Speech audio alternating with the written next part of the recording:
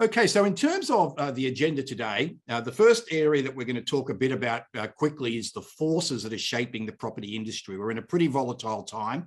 The Reserve Bank's just increased rates again yesterday, but I'll quickly talk through the things that we should be thinking about and that our clients are probably asking us about when they're embarking upon property transactions. I'll also then talk more specifically about a couple of the key areas and key trends that are having a big impact now on the operation of conveyancing businesses. And then more specifically, look at the factors and 7 core factors that drive the level of profit that you're making out of your conveyancing business.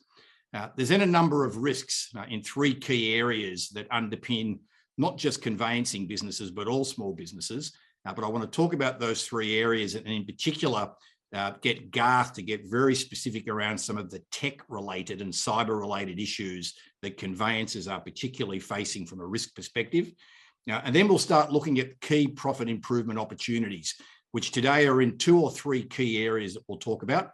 Then we'll open it up, of course, to questions and to talk a little bit about the new services that are available.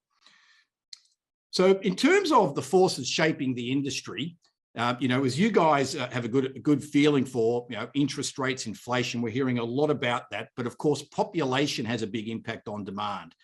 And the forecast in the federal budget point towards there being an increase in immigration coming into the country starting next year. So we've had the impact of COVID and having the borders closed, but we're going to see changes in population numbers.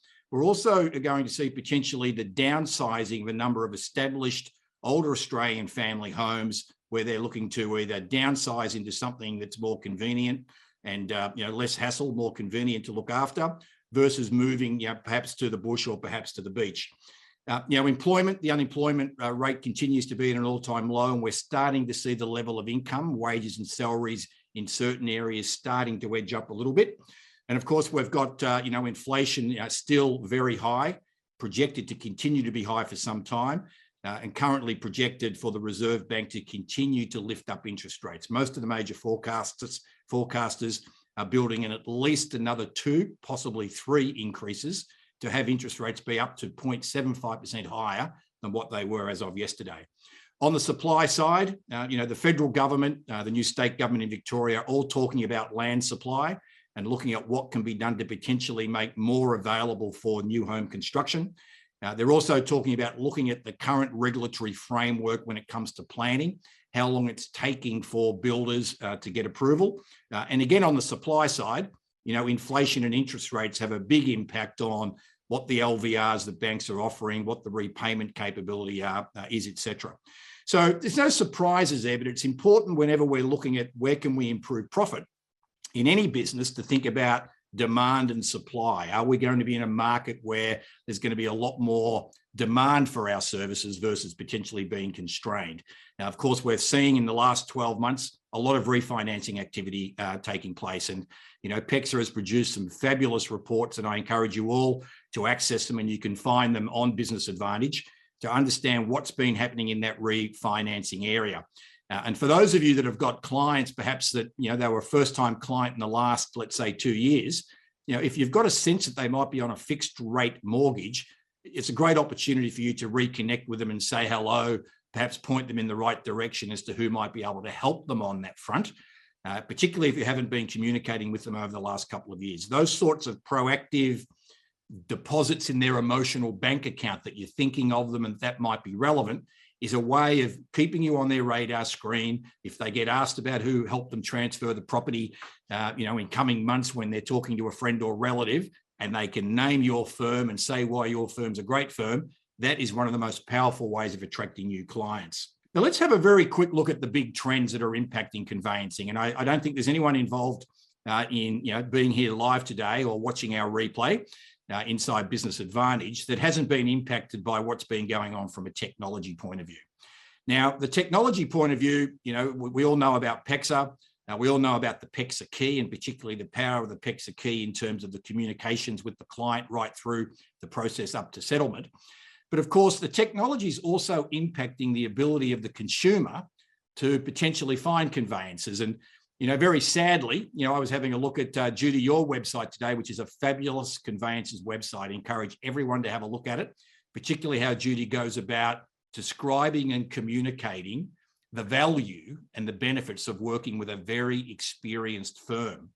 But unfortunately, when I did the search, there were 3 other conveyancing firms that had bought ads on Google.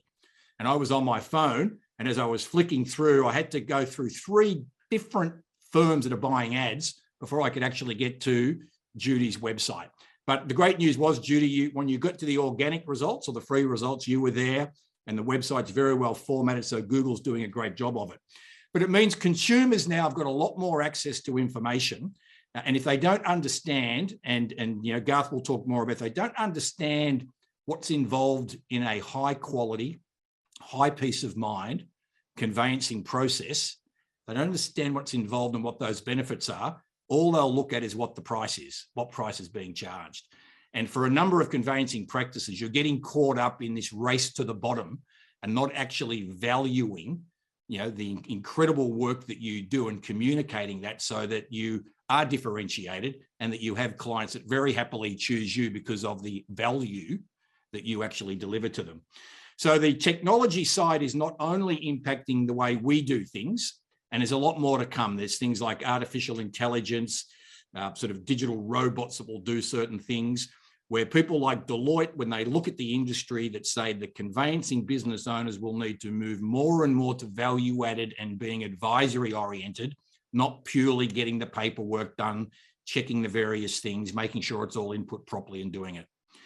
But the consumers have got access to more information than what they've ever had before. Now, in terms of the 7 factors, I'm just going to talk about them very, very quickly, because we all know at the end of the day, what we get to put in our pocket as business owners, that net profit after tax, drawings, however it might be defined by your accountant, is ultimately a function of the revenue coming in, particularly the cash that comes in, and then the expenses and all the cash that goes out for the various things associated with your business. When we look at businesses like conveyancing businesses at Small Business Australia, we think about these 7 areas. So the revenue level, now that's a function of what type of clients are you serving? How many of them do you have? What are you charging for the various services that you provide them? Then there's the cost of delivering the services, the direct labor that is involved in doing the work to actually get the service delivered. Now, I was having a conversation only recently with Glenn King, the CEO of PEXA, in terms of the analysis they've been doing around on-time settlement and the percentage of settlements that aren't happening on time, and a model they've come up with to help practitioners minimize the likelihood of settlement not happening on time, or ensuring that the rework time is actually minimized and the stress levels for everyone minimized by following what they're calling the 5-2-1 process. So I encourage you all to learn about that. Contact your PEXA partner, drop them an email to get them to take you through how to do that, because if that can reduce rework, therefore reduce the amount of hours that you're putting in, that's going to increase the profitability of each transaction that you're doing. Attracting new clients, it's everything from the website to promotional related expenses to time you might be spending on posting things on social media, what you're paying external agencies, IT expenses generally, professional expenses, fees to be members of associations, professional indemnity insurance, CPD related training costs. There's other labor and other time. So of course, all the other things involved in being a business owner over and above getting the clients and delivering the work, and we all know there's a lot of it, that is time. And that's where things like increased digitization, process improvement and simplification can make a big difference. And then of course, if you're running an office and you've got other related overheads, maybe you're running cars, etc., that's another area. So when we think about profit and profit improvement opportunities, they are the 7 areas that we go through. And of course, you guys don't have much visibility into, well, how are other firms going? Other firms of my size, other firms in my locations. And that's where we get some visibility and some understanding so we can help you understand, well, where are you at compared to others? Is there a gap? Are you below it? Are you at average? Are you above it? How might you close those gaps so that you can be a more profitable operator? I want to talk, about the 3 major risks area, but I'm going to really, get over to you in a minute, Garth, so you can really dig into everything to do with the IT and cyber area. But, cash, the cash balance in the bank and the cash flows are absolutely critical. Planning for it. So, having an approach where you've got a good idea of forecasting what to expect.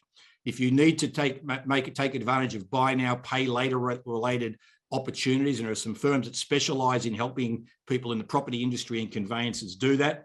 And in terms of the payment terms, and again, Garth is going to talk a little bit about that around how you might, incent clients to pay you at the front end so that you're getting a good chunk of the cash well before getting down to settlement. This is really important, the second area, MEP, we call it at Small Business Australia. And the M, the E, and the P relates to the health, not only of you guys as owners, but of your staff, of any contractors that you're using. Mental, emotional, and physical. So in terms of what's going on above the shoulders, the sorts of feelings that you're having from an emotional perspective, not just in running the business, but in terms of life overall. And of course, then we all know what the GPs typically help us out with, which is physical related health. Now, we've got some great webinars that we've done over the last 12 months. And for those of you that are Business Advantage members, you can go inside Business Advantage, just log in, get to the webinars area, and you'll see some significant high quality webinar snippets. So we've edited them up for you. I remember the cash flow one. We had a great conveyancing practitioner talk specifically about that, as well as having someone from a firm called Possible that works with many hundreds of conveyancers and helping them be funded at the front end when they first win the client. And then the mental health one is done by an organisation called Moving Minds. I really encourage you to have a look at that. It's very, very important. We all need some help in terms of how we're going about managing our mental and emotional states as business owners. Yeah, we're talking about cyber. So it's about defending your internet browsers, email inbox, and your mobile devices. It's a huge threat now for conveyancing firms. Instead of robbing banks, fraudsters are now trying to rob conveyancing practices because of the large amounts of money involved. So we're looking here about operation risk, cyber security. Now, we've heard all about Medibank. We've heard all about Optus. I won't go into too much about that, where identification documents have been stolen. And when you think of identification, it's a big role that conveyancers play when it comes to identifying your clients when interacting with the PEXA system, and also under the RNEC rules and the participation rules, that you need to identify your client clearly and then to be authorised to sign on their behalf. So these breaches that have recently happened, over 10 million accounts of in Optus, that's really going to open you up to please be aware of the identity crisis that could be coming, and also too with the Medicare hack. So it's so important that with data breaches, you have a good look at your email box. What emails are coming in? Are you having them scanned and deleted if they're of a fictitious nature? You're also looking at your internet browsers. Be very careful of what you search on the internet and the sites that you click on, because some of those websites are fake and they download malware and spyware to your platforms. And also to your mobile devices, your iPads, your laptops, ensuring that you have those updated regularly. Turn them off and then turn them back on, because then it allows those security patches to be uploaded to those platforms. So, as I mentioned earlier, very, very to be on guard when it comes to identifying your clients. Why do I say that? Because beware of deep fake images for people who do not exist. So that's where passports and driver's license are created by superimposed pictures from websites. There is a website, people who do not exist, that produce identity of clients and different ones. And that is something to be on guard against.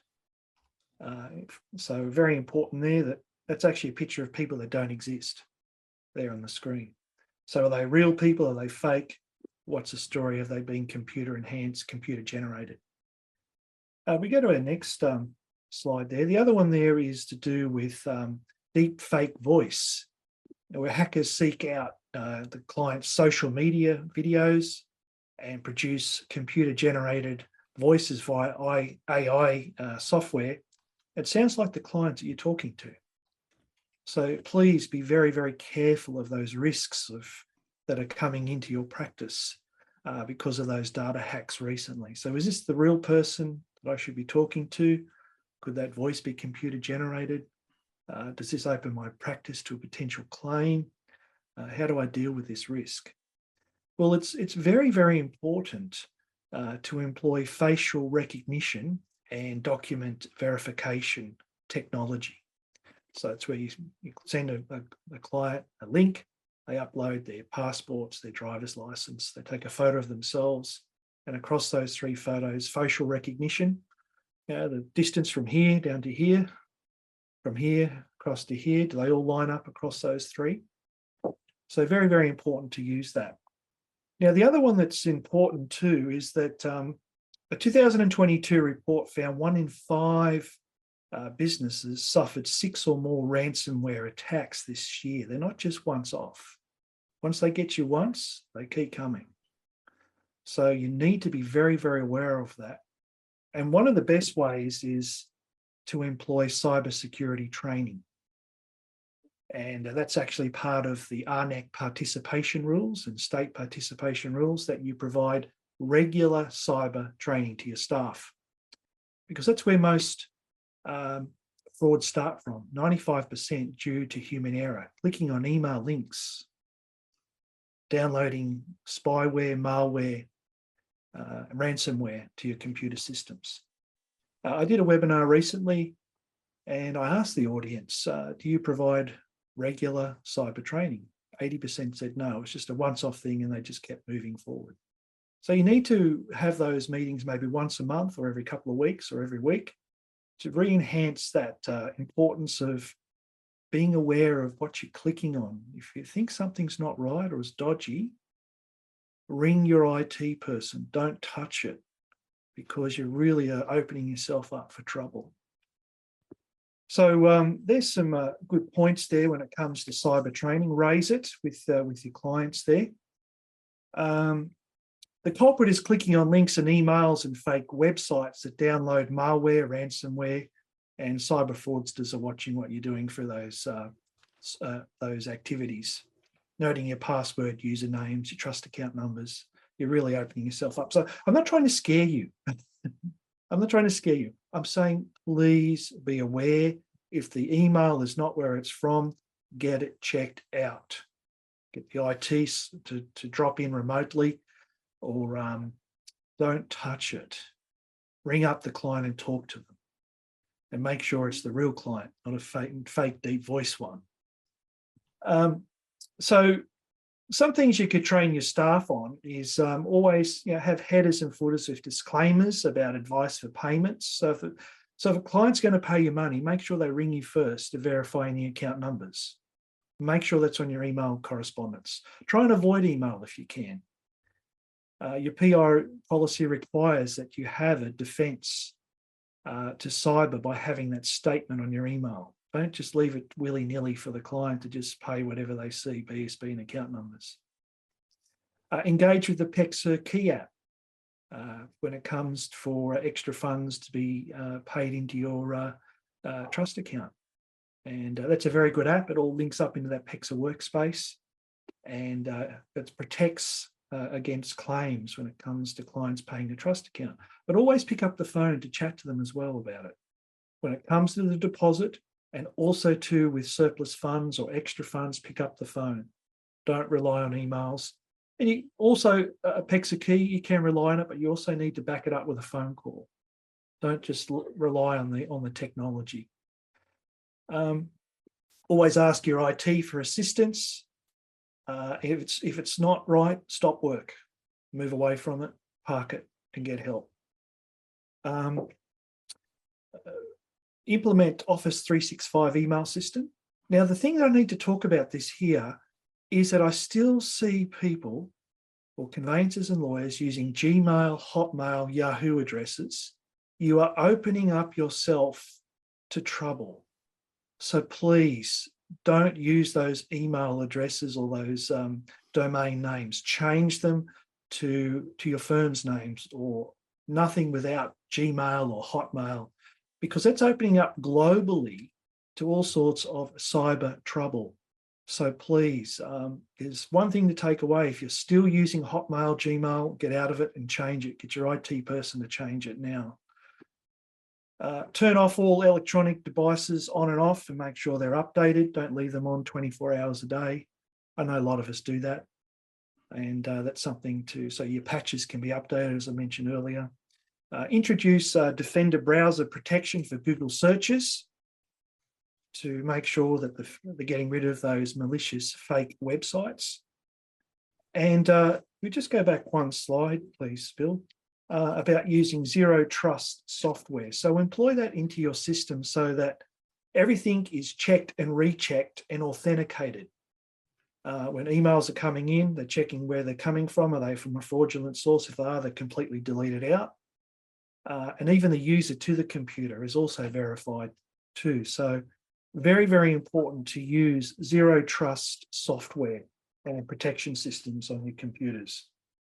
As 95% of cyber breaches are human error. So if you've got that software, that email of zero trust operating in the background, it's helping you to reduce that cyber claim, because 95% is staff clicking on links that they shouldn't be doing. And if we have that chat every week, have a regular training about it, doesn't have to go on, Genesis to a Revelation, you don't need to do that. Just, keep it to about 10, 15 minutes and have a chat and remind them about not to click on those things. Some other things is to employ some password managers that can manage those passwords for you. I know we're moving more toward biometric passwords and usernames, but presently it's good to don't use dates of birth, where you were born, things like that. That's what cyber hackers try to put into those websites, that you've got your usernames and passwords. Some other things to keep in mind, two-factor authentication. You log into your bank, you get a text back to you, put the code into that mobile phone or that website. Very good to have those things. And keep updating your systems. So it's one thing I wanted to reiterate was turn them off and turn them back on at night and in the morning so they can do the security updates. Don't use public Wi-Fi because there's hackers that are watching what you're doing there. Use a hotspot on your phone. It's probably the best thing if you're away. Never give, if anybody rings you up and says, I need to access your website or something, never give them usernames or passwords. Companies won't do that. So please be aware of people pretending to be from the ATO or from PEXA. Don't do that. Scan any new programs or files for viruses before you open them or install them. So that's where Zero Trust is an excellent little way of protecting your systems. Have a look at the ACCC Scam Watch. There's a lot of scams going on all the time, and also the PEXA security updates on their website. So I didn't want to flood you or send you into panic, but you really need to make sure that risk is covered off as lawyers and conveyancers. So we'll move over to our next part, which is pricing, I've got a real passion about this because it's very, very important now that you charge well for your work. You don't just pull numbers out of the air without demonstrating any value as to why you're charging what you're charging. Because let's face it, most people do not understand what you are doing behind the matter, what's going on in that office. They've got no idea or the knowledge or the expertise that's required. Absolutely nothing. And they treat you like a commodity. So it's just like, if you're going to talk about price, if that's all you talk about, well, then the client is also going to just talk about price. You want to get away from that. And you don't want to be treated like a commodity. Oh, I'm charging $10 and down the road they're charging $12. Oh, the cheaper one's better. As I say, you talk about price all the time, and that's all you talk about. But what we're going to talk about here is how clients have absolutely no idea of the working parts and the left field risks to cover for clients post and during pre-settlement, that it's just a paper shuffle. And it's interesting too, because we learn a lot about all sorts of defects in title, effects of anything that could have title affectations. But when you go to law school or conveyancing school, there's nothing taught on pricing, absolutely nothing. And this is not something that's taught. It's just learnt from the school of hard knocks. So what I'm trying to do here today is to help you to reduce a risk of a PI claim, charge more for your services, and reduce the amount of clients you're taking on. You'll feel better about your work, Less clients means your mind won't be so stressed and you'll make better business decisions because you're not so cluttered with handling so many files. Start to love what you do, and rather than experiencing the Monday blues on a Sunday night, it'll help you by increasing your prices. So by charging more, you give your practice time for principals and employees for self-care as well, to protect your mental health and to feel better. Now, conveyancing is littered with out of contract and unseen issues to the eye that can leap out at any time post-settlement from latent issues, those you can see with your eye and those that you can't. What are those? GST's one, builder's warranties insurance, it's changing all the time, strata, single house dwellings, protection from settlement, unregistered interests, easements created without registration, government acquisition orders on land that no one has any idea about without checking a register, and the unknown creepy crawlers of termites. So there's so much responsibility due to the large amounts of money involved and dealing with the client's biggest assets that they've acquired during their lifetime. So what am I trying to enunciate here? Well, are value and pricing the same thing? No. Value is established by what you do and communicate clearly what you undertake for a client. Applying your detailed knowledge, experience, and technological tools to manage risks in property transaction. So we're not talking about price when we first talk to a client, past, present, or current. We're talking about the value here. Price is what's paid at the conclusion of a matter for your specialist knowledge and understanding. Customers, as I said, they don't know what you're doing and they have absolutely no idea. So most consumers view conveyancing as an unnecessary nuisance, an add-on cost without any education or understanding of what's involved. So how do you price more for conveyancing services? Make it easy for clients to pay you. What systems do you have on your website? Then demonstrate value by preparing a paid report for vendors and purchasers. A paid report. Only a small amount of money, maybe a couple of $100, demonstrating exactly what you will cover for the client. Remove all prices from your website and marketing material. Get rid of all of that and then price for your work. 50% at exchange, 50% at settlement, or you can ask for the whole lot up front at exchange and give them a $50 discount. Cash flow, getting it in early, asking the question. If half do it, well, that's 50% more money coming in than waiting for 6 weeks. Never, ever, and can I say this, never, ever undertake any free contract reviews. That just engenders disrespect. It sets boundaries that establish you as a trusted advisor. So just before we get to having a chat to Judy, there's a lot of conveyancers I can help to help them to come to water, but I can't make you drink. So if you just keep that in mind, a lot of people say yes, yes, yes, but we can't make you drink as a coach. It's something you need to do, but then the coach is there to help you to do that. Some say, well, this is the way we've always done it. Need to adjust that mindset. I want to make changes. I want to have a better outcome. You know the definition of insanity? You can put a comment in the box if you like. It's doing the same thing and expecting a different result. So please take those words on board today. Demonstrate value. Make it easy to pay. Don't talk about price up front. Demonstrate what you're going to do. Be paid for it. Then price. Just a couple of things just on pricing. The best money that I've ever made is not working for a toxic client. So avoid them and set the boundary, a paid demonstration of value. Don't talk about price up front. That'll protect your mental and emotional well-being. There's a lot of depression with conveyancers and lawyers. Don't add to it by taking on a toxic client. No free contract reviews, none of that. It's got to be paid for, and whether it's vendor or purchaser, or plucking numbers out of the air for a contract you haven't even viewed as to the price of the conveyancing. Remember, go back to value. What are you going to do for the client? Get them to pay for that. Your time is valuable. Be respected. Get away from, if someone says a discount, say no. Very, very positive and upfront.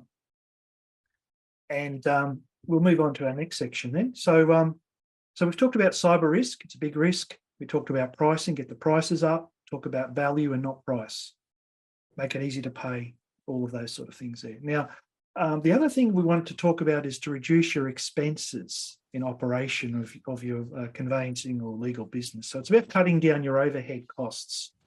Some of the best conveyancing legal businesses I've encountered are people that walk around with a laptop, and they have employees that also do the same thing.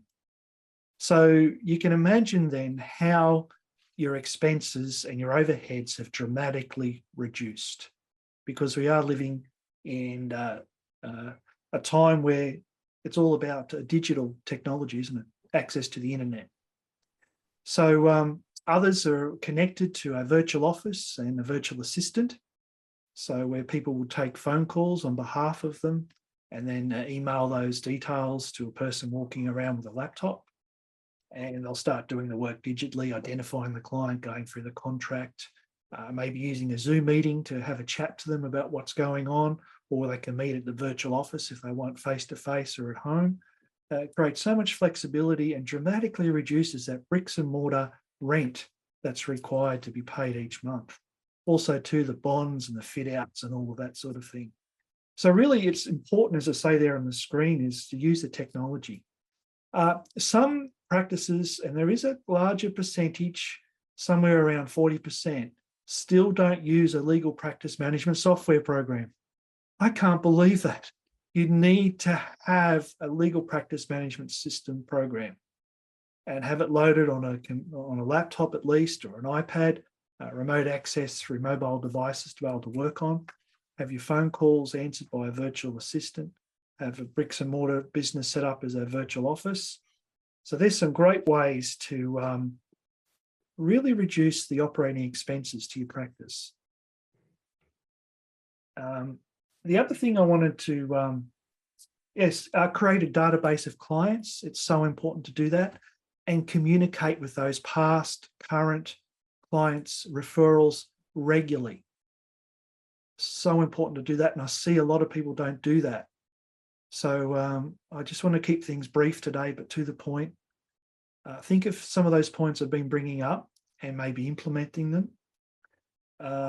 We might go to our next one. Thanks, Bill. Virtual meetings, yes, or Zoom meetings are excellent. Legal practice management software, and look at ditching the office and going using digital technology. And take that leap of faith, and that can be really enhanced by regularly creating a database, updating it, and keeping in touch with your past and current clients. That's where the growth's going to be, not so much new ones coming in, but if new ones come in, don't talk about price. Remember to demonstrate value and be paid for that. Your time is precious and you're a professional. I thought just before I finish up, professional website, I would encourage you to have that done professionally and include a couple of short videos about who you are. So many websites, people don't know who's actually going to do my work, who am I going to trust with the work. So very important to keep those videos short, no more than 90 seconds. This is some points to help you to reduce stress and burnout. So I thought I'd mention today, I wanted to, and I have, cyber risk, how to deal with that, how to increase your prices, and how to keep your expenses down. So I think they're the priorities for your business for 2023. Don't forget to get clients to sign DocuSign your contracts electronically, use those secure portals. It saves all the hassle of printing off and wet signatures. It streamlines everything. So don't forget DocuSign. It's much more secure than a wet signature. because they know where you're located, where you signed at the time, your longitude, latitude. It's a much better way of verifying who you are. So I'll leave that there. Thank you for that. Again, I think you mentioned websites is an interesting one, where we've had a number of sessions now with conveyancing practice owners. So for everyone, there's more than 1,000 conveyancing business owners that are members of Business Advantage. And a number of them organise 15-minute coaching sessions with our coaches. And one of the topics that's come up in the last few months have been some conveyancers that have found themselves stranded with who the website provider was. And in some cases, they've stopped paying them, haven't been able to access it. People will do a Google search for them and then wouldn't be able to find a website. When you're inside Business Advantage, go to the savings area and you'll find that one of our partners there is Webforce 5. They have a very professional approach for developing a proposal. They'll do it for you in real time, and you'll get a 20% saving, which could be anywhere from $400 to $1,000, depending on exactly what you want your website to do. But go through that process with Webforce 5 to get a good feeling for what you should be looking to have on the site, and what each chunk of that stuff will actually cost, and the ability for you then to manage it. So their approach gives you an automatic email database. You can automatically do newsletters, a whole range of different things on a very good platform that has more than 3,000 Australian small businesses using it. The question was around benchmarking and access to benchmarking data, comparing your practice to another practice. As I just mentioned, we have more than 1,000 practices now as members of Business Advantage for conveyancers. I think we've surveyed 200 in the last 3 months to get a sense of what the business improvement priorities are. And early in the new year, we'll be going back out to everybody to collect some basic data on the key 7 areas that actually drive profit. So come January and February, we will actually have some very specific data available for our members that particularly get our profit improvement blueprint service done. And I'll talk a little bit about that service in a minute. How as an industry do we change the perception that conveyancers are processors of transferring property instead of property legal experts who give advice? Okay, I've got a simple question for that person who asked that question. Is that your perception, or is it the perception out in the public? It is quite different, because I know I always felt that way, like, I have to educate, I have to do this. But that was my perception. If you just say, this is my value that I can give to you, you're starting from ground zero, you're setting the standards, you're setting the client's expectations, then they do get the understanding that this is a service, this is a critical service they need in their lifetime. And I think as I go, it's back to our own perception mindset of what we think people are thinking about us as a profession. Yeah, look, I think it's a really good point, Judy. So you've mentioned mindset a few times, and I know that Garth also is a big believer in mindset, but it really does start in here.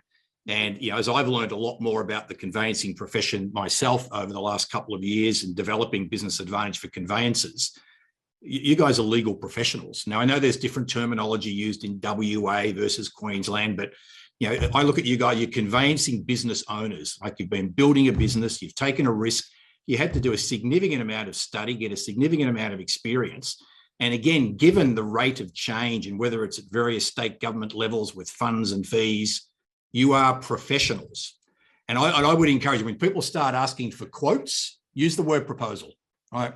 Like plumbers give quotes, right? Oh yeah, got to get 3 quotes, Well, is it all going to be the same type of work? To share very quickly an example with you guys, I needed a new roller door on one of my properties recently. And so I had the existing B&D roller door. So I went online, got a bit of a feel for it, filled out a couple of forms, and a couple of people called me up. One guy basically said, what color do you want? Okay, these are the dimensions. Okay, it's going to be $1,250, blah, blah, blah. Another one said, look, I really need to come out and have a look at it because there's a few different factors, like, is the concrete straight, the dimensions exactly right? Do you have any trees nearby? The leaves come off? Will you need an actual dust protector thing? So he came out, educated me, and I think I paid $2,500 for his answer, right? Very professional service, made me a proposal, not a quote. Had to actually have the thing slightly different dimensions because the concrete wasn't perfectly flat, but he educated me, as the prospective customer, And it was like, why would I ever go and deal with anybody else? But I think, Judy, you're, studying, like, you guys are professionals, right? You're running a professional business, right? You make proposals.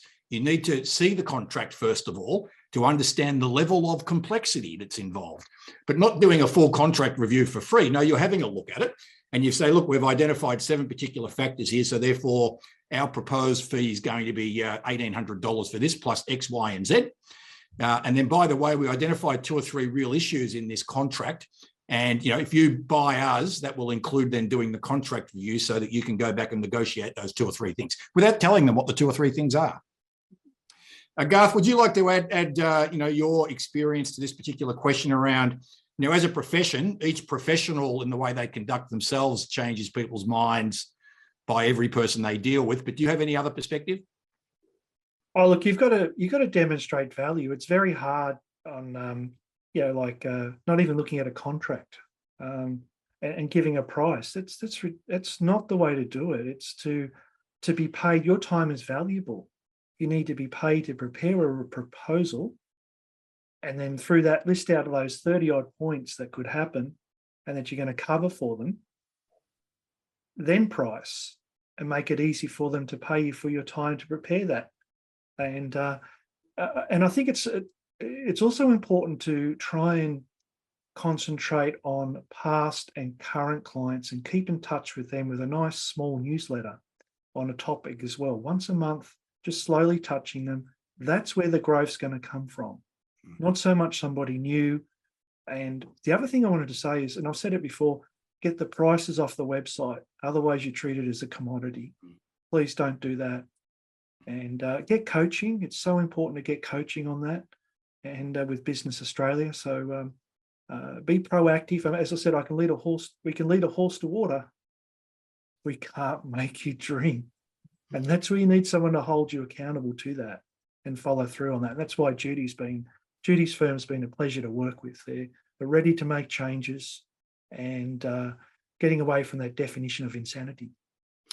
And one other thing, if I can just add something there, is coaching. Don't look at it as a luxury. It is essential in growing your business because, let's face it, none of us in any of our studies have ever been taught how to run a business, what makes it profitable, how to look at the figures and understand your figures, and how to actually use that information to grow your business. You may have every program known to man. You have all this information here, but unless you know how to read it and understand it, you can't use it. That's what your coach is there to help you do. They're not there to make the decisions for you, and they're not there to do the work for you. They're there to assist you, be your support person, be your sounding board.